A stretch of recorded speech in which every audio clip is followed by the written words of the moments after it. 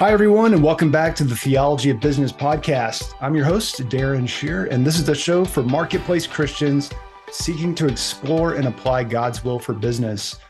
On this episode, we're joined by Luke and Jennifer Richey. Luke is a software coding prodigy and has been from a young age, and he co-founded Gravity Jack Incorporated in 2009, pioneering mobile-based augmented reality. With prior success in startups and a strong patent portfolio, he established the company as an industry leader. And Jennifer, hailing from Southern California, is a tech futurist and entrepreneur. She entered the tech world in 2002, serving as CFO for Tometa Software, which was acquired in 2007. And later, she played the same role at Play Expert and played a pivotal role in founding Gravity Jack in 2009. And together, this power couple, their co-founder and executive at Gravity Jack, are the visionaries behind the groundbreaking augmented reality and artificial intelligence video game, The Ward Tribe of Benjamin. This game represents a leap forward in both gaming and global impact and offers a unique opportunity for investors to share in its equity, which is a rarity in crowdfunding. And actually, people can, you guys will talk more about this, but people can actually invest at startengine.com. And, their clients, this is not some fly-by-night operation, kind of just getting in on the latest craze in augmented reality. They've done work for all the who's who in the Fortune 100, Fortune 500, Toyota, T-Mobile, Samsung, NASA, Dell. The list goes on it. Maroon 5, I see that on your portfolio. So the Department of Defense, so pretty much running the gamut in the AR VR world. Luke and Jen, welcome to the show. Thank you. Thank you for having us. Yeah. So you guys are both committed Christians. In fact, I think I forgot to mention that, but that's what brings them to this show, is that this couple absolutely loves the Lord and is doing something very exciting for the kingdom today. When did you first realize God wanted to be involved in your work and business? Jen, why don't you go first? Yeah, ladies first. Gosh, it's so hard to sum things up. So I'll make it tight and short. 2019. So Gravity Jack was founded in 2009, the secular company. We do, again, AR, VR all over the world. But it was 2019 where Luke and I both were just radically transformed. The Lord came, ripped us out of some pretty nasty mud, placed us on solid ground. And we learned in that moment, in that time, what it meant to actually have a relationship with the Father, to know him. I mean, we went to church and Bible studies and our kids, went to private Christian school, but we didn't have a relationship. We had an intellectual knowledge.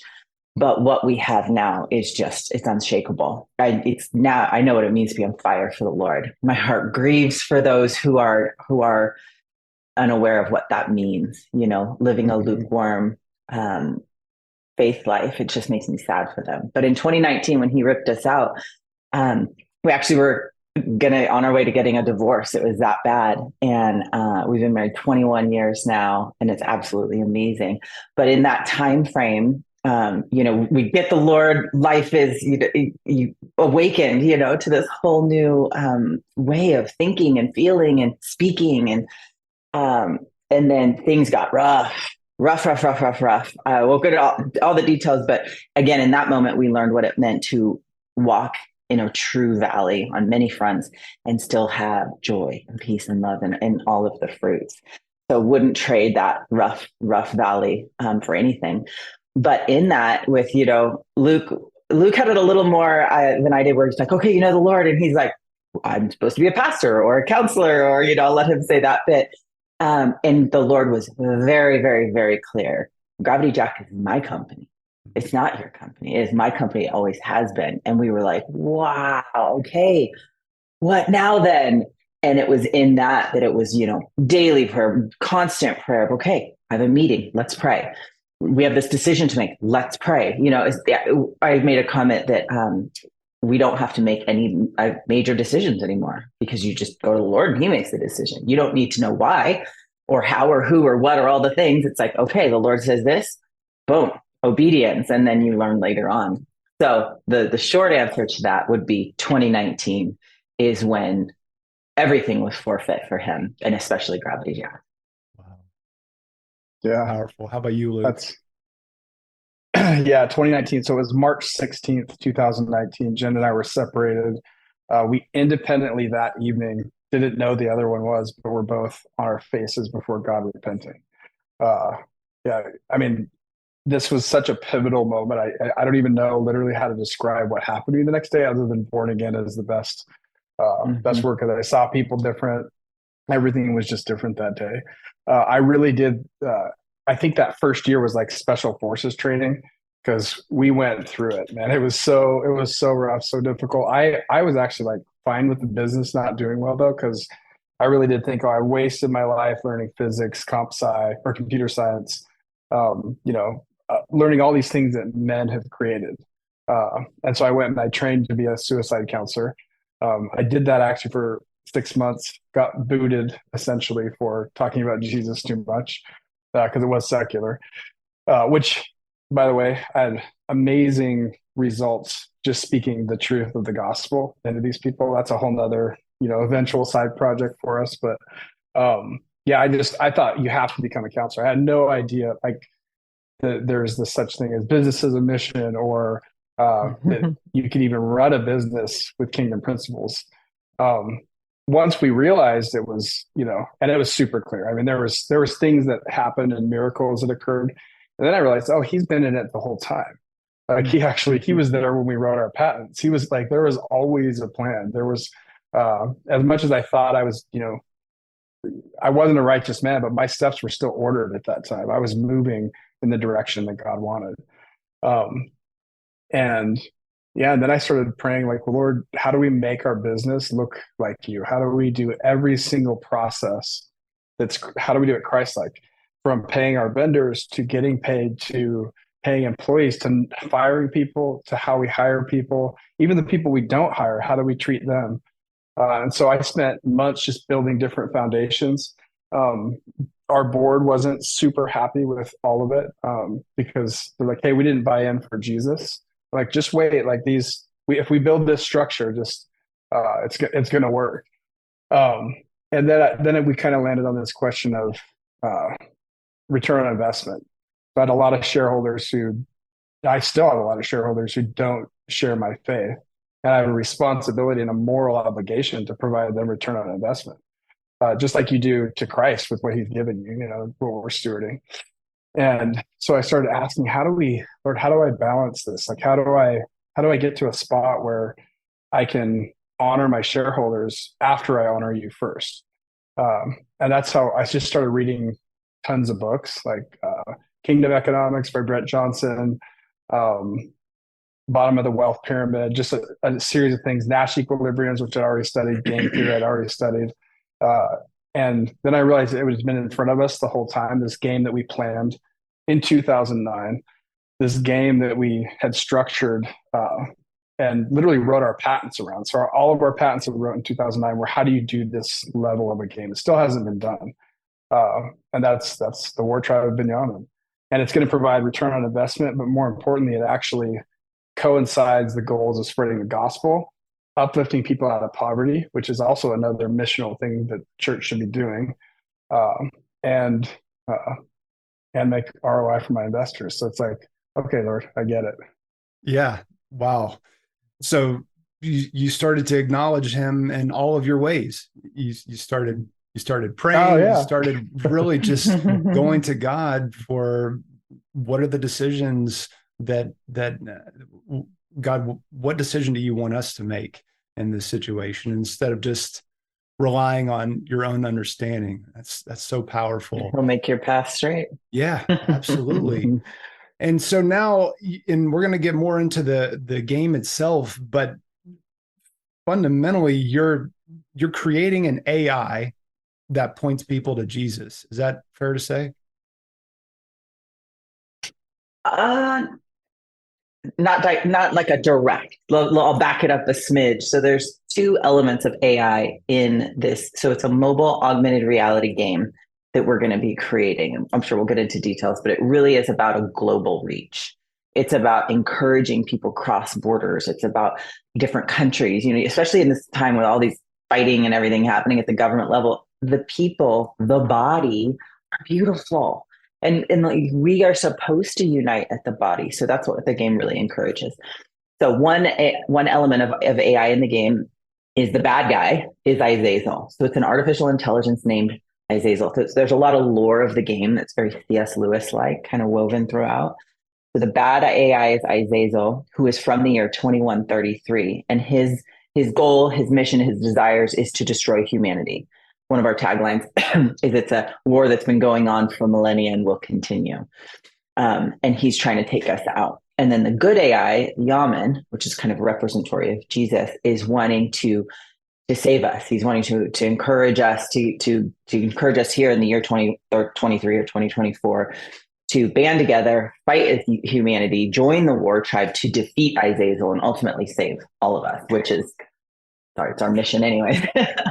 And so that's one element of the AI and the gameplay itself. So Yaman, Jesus scrambled the languages in Pangea, similar to Babel, and scattered, the people. So he's speaking through the game again to unite us. That's one element of AI. And the AIs will actually be talking to players, similar to kind of ChatGPT-ish. And second element of the utilization of AI in the game is where, again, the lore of that scrambling of the languages enables quests in the game. So just like gameplay that has cool quests and things you can do to earn, in-game revenue or one-up your player or kind of work together. Whole nother thing, there's going to be questing, real-world questing done, really like, especially mobile games have never been done. It's like Pokemon Go on serious steroids. But the other element of AI is in poverty-ridden country. So if you're based on where you're at, geolocation with your device, there will be quests in game for translations, and it's actual translations. It'll pull up, snippets of text from, Moby Dick, Shakespeare, The Great Gatsby, the first chapter of John, and it won't even tell them necessarily what they're reading, but it'll be chunks of text that they translate to their native tongue in the game. They will earn in-game revenue that they can actually extract out in real dollars. So this will not only create this NLP, which is a natural language processing engine. So think Google Translate. Google Translate it's an AI that's doing translations for different languages in the world. There's roughly 7,200 languages in the world. The big tech really has the top 100 on lock. They've done them very well, and they don't really have a desire to go after the other 7,100 languages, which the 7,100 languages is a half the world. But there's two primary reasons big tech doesn't want to go after them. One, they're in poverty-ridden countries, so there's not a lot of money there. And two, the vast majority of those in that 7,100 group speak one of the top 100 languages. So in our game, you're going to have, to answer your question again, specifically about the AI, you have the good AI and the bad AI, part of the gameplay. And then we will be creating an artificial intelligence, natural language processing engine for translations. So we and our Gravity Jack, our goal is to have the ability to do automated translations to the entire world. To not only be able to speak to them, but ultimately be able to translate all kinds of documents, one of which is the greatest book in the world. And other companies and corporations and groups can even hire us if they want to do an ad to the Mali people in Africa. Coca-Cola, they can come to Gravity Jack and say, hey, I want to translate this so that they hear it in their heart language. And there's, based on many research and different partnerships and things that we have, there's 76% when somebody hears something in their heart language, that impact is very great to them. And specifically when they hear the gospel in their heart language, it's a 76% increase in conversion rate, which is critical. So that's the specific AI elements with what we're working on with the War Tribe of Benjamin. And we do pronounce it wrong, but on purpose. Anything you want to add there, Luke? Yeah, it's just so our return on investment for our investors, and because this is important, like how do we balance? Because essentially what we're doing is we're paying people to do translations. So it really appears to be altruism. And there is altruism involved, because I believe if you bring the gospel, you bring some level of financial freedom, and $40 to $60 a month for half the world actually doubles their revenue. So it actually creates the beginnings of financial freedom. And then you finally bring, a third component, education. You can actually systemically and generationally remove people out of poverty. But I think you have to have the gospel. Like the gospel is this key component of it. And so the ROI though is for our investors. So one, we've got this game, and we really know how to make games make money. One of them we did was making 35 million a month within 9 months, and then we handed it off to our client. So we didn't make that, but our client they sold the company for 500 million to IGN. So we know how to make games. So that's like the initial short-term ROI for our investors. But then the long-term is that those AI NLPs that we're creating, natural language processing engines for the people group. It may not be interesting to just have an NLP for the Mali people in Africa. But what happens when we have 5% of the unreached languages, 10% of the unreached languages? We literally have this potential to have a monopoly on speaking to half the planet.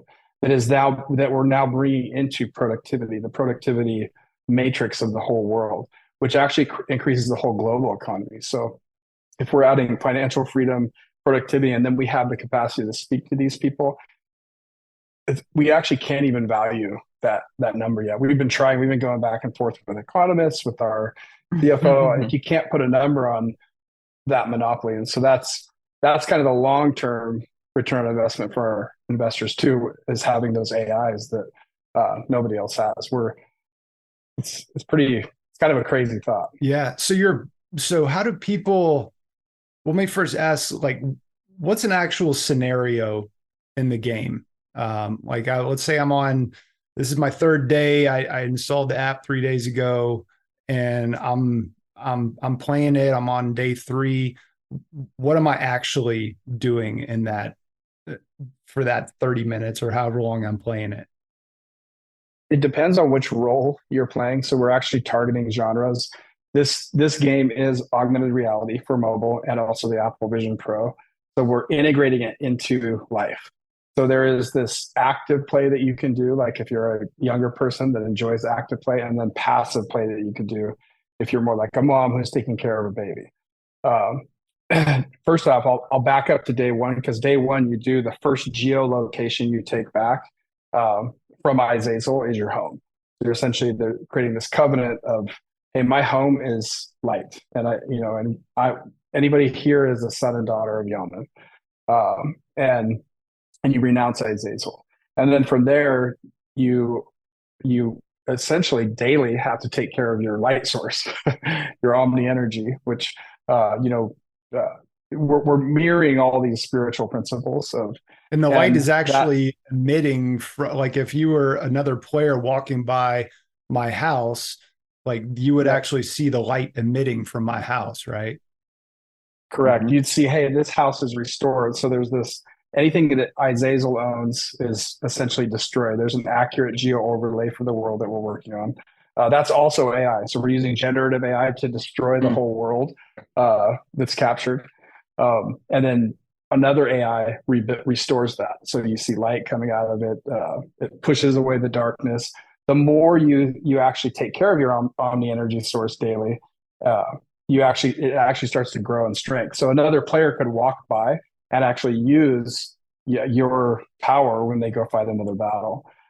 If you're an active player like my kids, they'll be fighting monsters, and attacks that come into your home with typical type gameplay mechanics. So hack and slash, kill. And we're actually using a coding term, a daemon, a Daemon. And those are code chunks that Izazel sends back through portals, trying to take back territory that you take.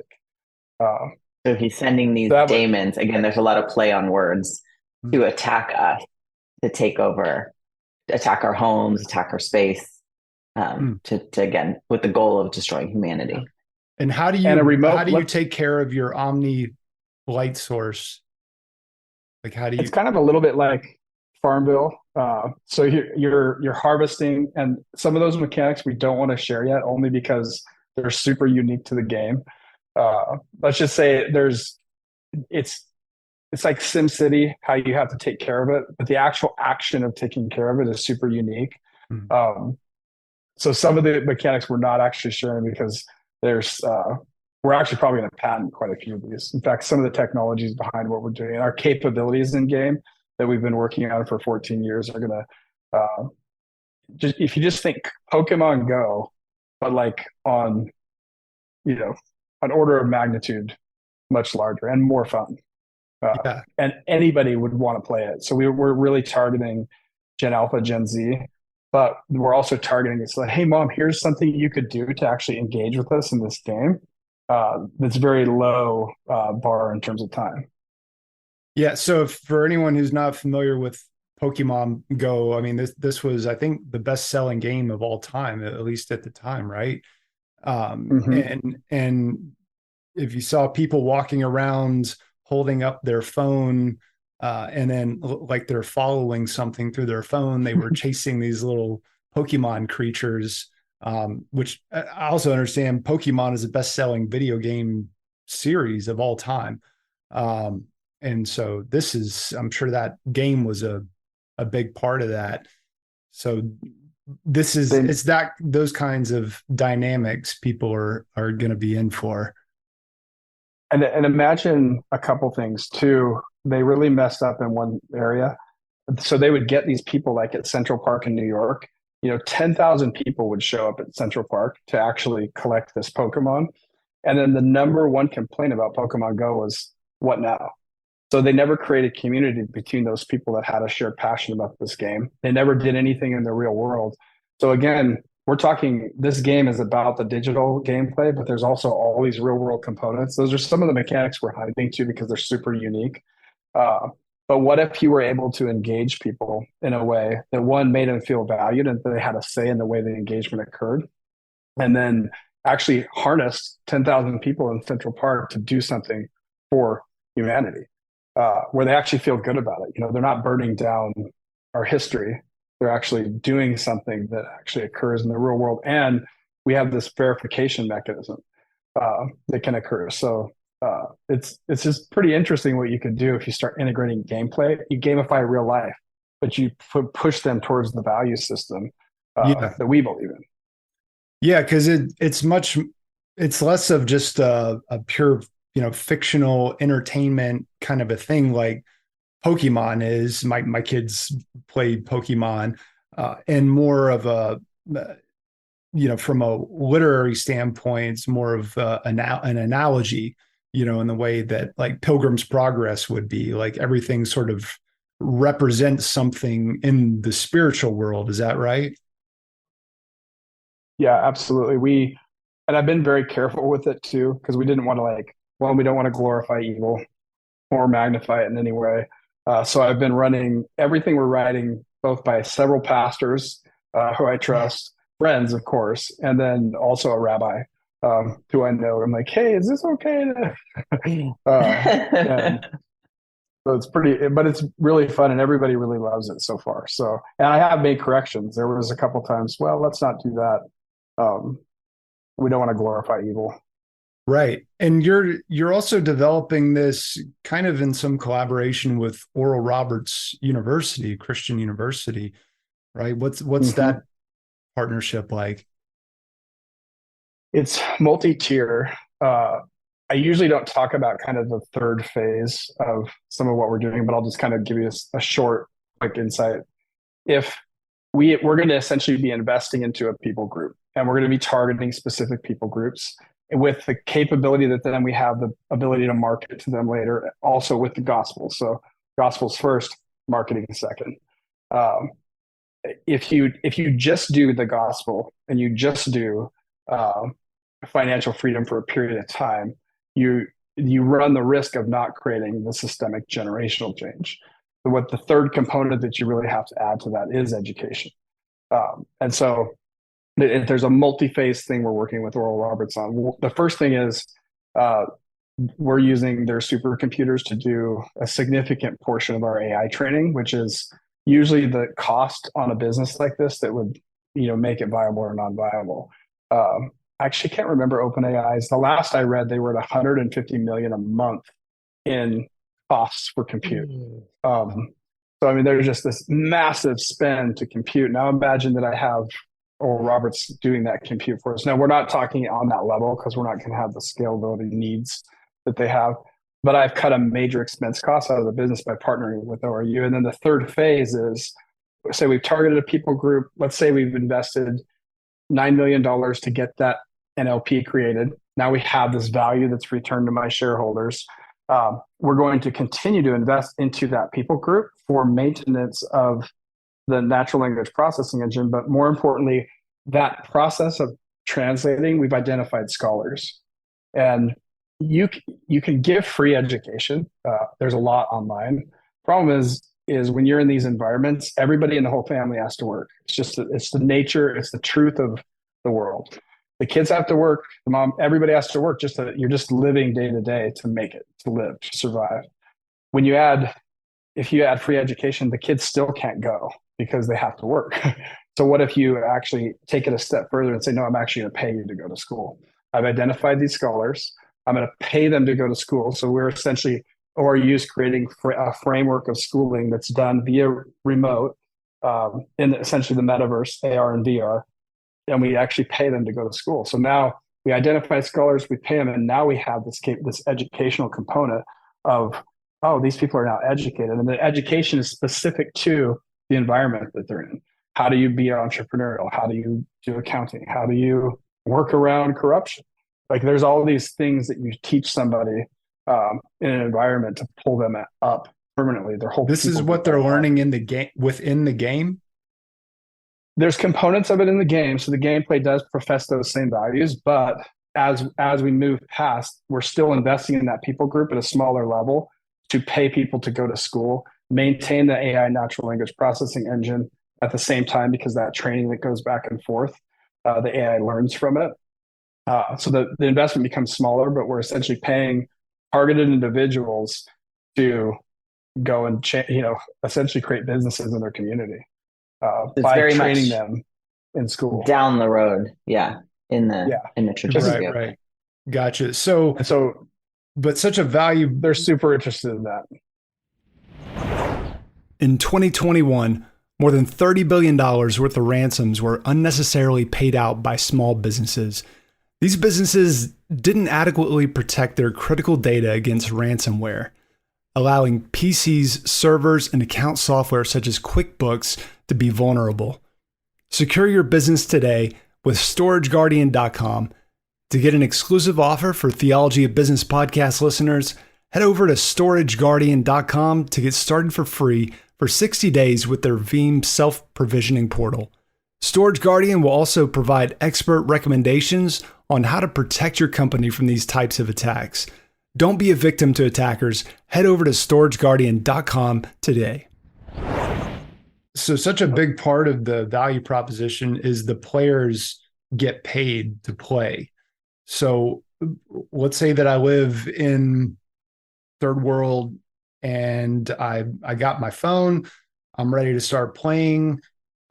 How do I make my first, say, $10? So you go in to do some of the quests, like in the game that might look like a library, or where it's got books, or like future, because it's time travel too. So it's from 2133. So inside I'll have all different types from an aesthetic perspective. And you select one, and then you go in and you're doing a quest that has text. So it's written in one of the languages. They first, in your profile, you let them know what languages you speak to, if you're in any of these countries. And then it opens up the opportunities to translate it. So you go through and you translate. And then it's called a pentaverification. So it's like a 5-fold verification method to verify the accuracy of their translations. So you get encouraged to do, it's not like, Joey goes in and translates something and you're like, hey, here's $10, all's good. We're going to create the language. We go through and verify through this process the accuracy of the translation. So the person doing the translation is enticed to do it as accurately as possible. And then the other verifiers, the people who are verifying that translation, are also heavily incentivized to essentially find errors, not inaccurate errors, but that verification process creates for us, the translation. And then at that point, they would get kind of that in-app currency into their game wallet. Then whenever they're ready at that point, they can extract the funds out. And so what am I translating from? It will be language pairs. So depending on the language group, like we might have more French to Mali language. So, or that might be the two, kind of dual languages, the trading language that spoke there. So they'll be translating from, a trading language that they know to their native. So we'd have, known versions of Moby Dick in French, known. So you just kind of move down that list. So it's not always English. English is one of the primary trading languages, but there's a lot of language pairs that we're going to have to match up. And then from there, we can go to other languages. Okay. Gotcha. So a pretty powerful partnership perspective, we're partnering with Wycliffe and SIL. So Wycliffe is the most well-known, Bible translation group in the world. And we are going to be we've met with multiple people. Actually, we had a lovely couple come stay with us here at our home. We were in Singapore last month, and coincidentally sitting at the same table of the gentleman we had a call with the next week to kick off the partnership. So it was an awesome conversation with him too. And I was surprised, if I'm being completely honest. Wycliffe's processes, for those that don't know, and to do any kind of translations, is very thorough, but very traditional in that they have missionaries go live in a location, in a culture, get saturated into it for years, 8, 10, 20, sometimes 30 years before they even do a translation. So the gentleman and wife who came and stayed with us were in Mali, Africa, 8 years while working on just the New Testament. And it's intentional. It's beautiful. The reason why, like if you have a part of scripture where there's a scripture that he was telling us about where it says, where the Father is knocking at your door, something along those lines. They don't have doors in Mali. So what does that mean? I mean, culturally, when you hear that Father's knocking at your door, he's saying they're trying to be welcomed in. So, you have to translate it. And okay, in that culture, what do they do if they're going to approach someone's home to then be welcomed in, right? So it's stuff along those lines. But also when you think about it from a timing perspective, 10 years ago, you couldn't have done what we're talking about now. Smartphones have only been around since really 2008, 2009 is when the App Store came out. They didn't have smartphones in third world countries. And depending on which statistic you look at, it's between 85 and 94% penetration rate worldwide of smartphones. So when you're in this tiny village in the middle of nowhere, they still have smartphones with connectivity and they're playing games. It's wild. And we've heard this from multiple different people in SIL, people in Wycliffe, and people in other organizations. They're like, oh yeah, you'll see this little tiny hut and you'll see a light hovering in there. Now, it may not be like a family of 12, like not all 12 of them have a phone, but there's one phone for the 12. They have access to it. So this is something that is actually feasible in present day. And then also you tack AI on top of it. And then you take it even a step further where some languages don't have a written language. They won't be able to do a translation because they don't have a written language, but it's an oral language. Due to these devices now, we can even translate that now, oral to oral.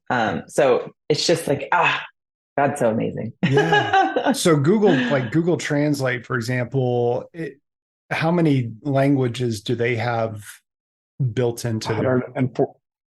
142. It is actually about 100 though. It's more about 42 have dialect additions to they consider US English and UK 2 languages. So I'm like, yeah. And then Facebook just did a thing. They said, no language left behind. We're going to have an AI for every language. And they did 130. So as I said, that was 133. Literally. Yeah. Okay. 133 out of how many? 7,200. 7,200. Wow. Yeah. I think the last Ethnologue said 7264. So if there's 100, 120, 130 accounted for that are already, the translations are already built out, what percentage of the world's population does that leave out from? About half. About half. Okay. Yeah. Well, Which is, there's other groups that have audio versions so that like the actual people that have never heard any form of the gospel, I think is closer to like 25%. Because there's some oh, I was in their saying native language. half of Yeah. I was saying big tech. Like big tech covers Oh, half, yeah. but that the rest of Correct. what does that leave with the question of like the 100 language of big tech is about half the planet. Okay. Yeah. So the other half, they basically it's either learn a second language or you don't understand what's going on. Yeah. And Yeah. surprisingly, though, most of them do speak one of those top languages. And Mo- 3,000 of them have no written language at all. So that's another thing we're working on with both SIL or you is the research of AI actually creating the whole lexicon, the alphabet, and then creating the training materials too. So we know their oral language. Now we create a written language for them. We teach it to them, and then now they do translation. So it's really interesting stuff yeah. that So was your just goal not possible. is not to see um, all of those people learn another language, to learn English or to learn French or, one of the major languages, but to affirm their culture, affirm their language. Is that kind of countercultural that you find? I mean, obviously there's no Facebook says we want to do it, but there's no economic incentive big enough for them, I guess. Not at all. And it's there's this like this zeitgeist of thought where people think that languages are shrinking. That we're why doesn't everybody just speak English? And I kind of understand. I mean, I'm American. Like, just speak English. Problem is it's not what you were born with. It's not what your neural connections formed with. It's not actually where your emotion and usually your inner voice speaks in. Hmm. And yeah, so we think that there's it's just the same, but it's like if I learn a little Spanish and I read that in Spanish, I don't have the same like emotional Connection. response that I do when I read this, and that's why you have these rates of increase of acceptance of the gospel is actually the same in a marketing message. So if I just say just do it, with Nike, not saying I'm a Nike fan, but if I translate that and I read it in English, they're like, that doesn't make any sense to me because there's all these other variables. But now I get that marketing message. It's also 76%. So you increase buy rates of anything by just reading it in your native tongue. And native tongues are growing. They're not shrinking. And with the advent of AI, that's probably going to even increase because when we have AI now auto communicating, changing when I put on AR glasses and I actually see your lips moving in a way that's from my language. Like this whole world is coming where we're not. Yeah, it's very sci-fi, but also very real. Like your AR will be deep faking the AI, so you're hearing your language uh, over time. So I don't think there's a shrinkage in languages coming. I think it's exactly the opposite. Cultures are going to get more diverse and spread out in their language and terms for their own things that are occurring. Yeah. So do you have to translate this into economic value, as opposed to, well, a lot of these people already know another language. So what is the economic value of being able to provide all of these other translations through, and basically you're teaching it to an AI, right? Mm-hmm. Well, they receive the economic value one by getting paid to translate and verify. But then there's this longer term productivity value. So anytime we're sending from a Nash equilibrium, we're putting cash into their pocket. That's just one part of the variable. There's also this productivity element that's occurring because now they're adding productivity that occurs out here into the whole value chain. And then later, as they enter into the global economic marketplace, because now they have a languages, so they can hop on the internet and read in their native tongue, and they can consume educational materials in their native tongue. Like everything speeds up from there. And so, as you uplift them, every time they move up an economic notch, the whole pie grows bigger. It's not actually like you're pulling from something. Productivity into the whole equilibrium increases for everybody. So that's kind of the short and long term. I don't know if I answered your question.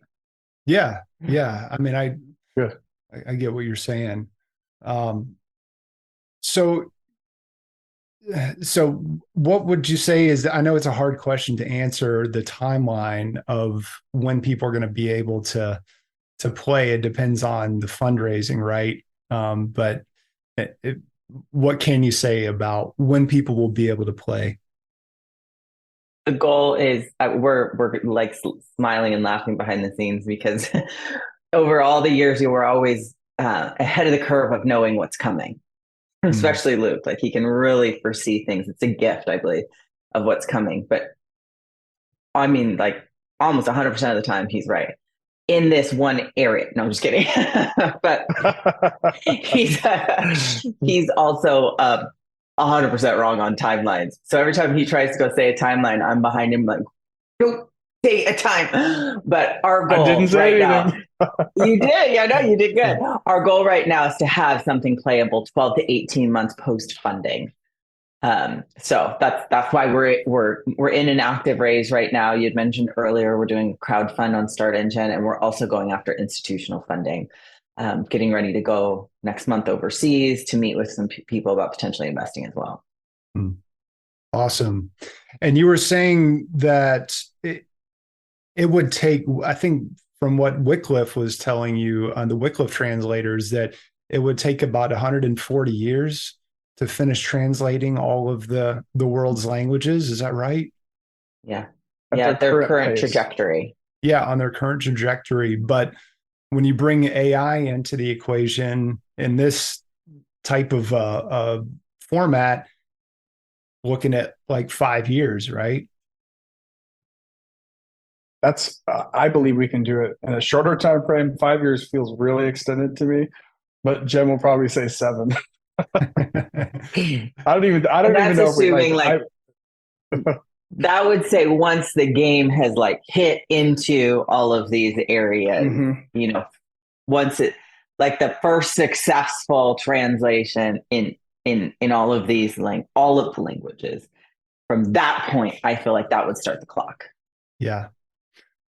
Well, there's different things to solve, like we create the game. Number one, needs to be being played, people using it. And then number two is getting it into these locations, which is probably going to very much have a boots on the ground, like strategy, which the Lord has not put on our, lead where you're supposed to lead, follow where you're supposed to follow. And that's not an area he has given us. He hasn't given us that mantle, and we're good with that. Yeah. Yeah. And go I'm to sure a place others I will also. show you, as the Lord said to Abraham. Yeah. So gravityjack.com is your main company's website. War Tribe of Benjamin is one product from Gravity Jack, right? And so gravityjack.com. And then what do you want to say to people about how they can invest? First and foremost, I'd say pray about it. And then after that, so what a regulation crowdfunding offering is through the SEC. And that's why we chose to go. So Start Engine is simply a platform that can allow people to invest there. So the minimum buy-in at Start Engine is, I think, $350. You can go to Start Engine, search for Gravity Jack, and we're right there. So valuation is set through the SEC. Everything is buttoned up. I mean, thought they were going to ask for our firstborn, but it's good because then it lets people know, things have been vetted, the books have been vetted, all those types of things. And then again, so we're doing, the goal is roughly around 1.25 on Start Engine, and then a little over 5 million institutional past that. Yeah. Awesome. So head to Start Engine, check it out. And if it's, a larger type investment, feel free to reach out directly. Okay.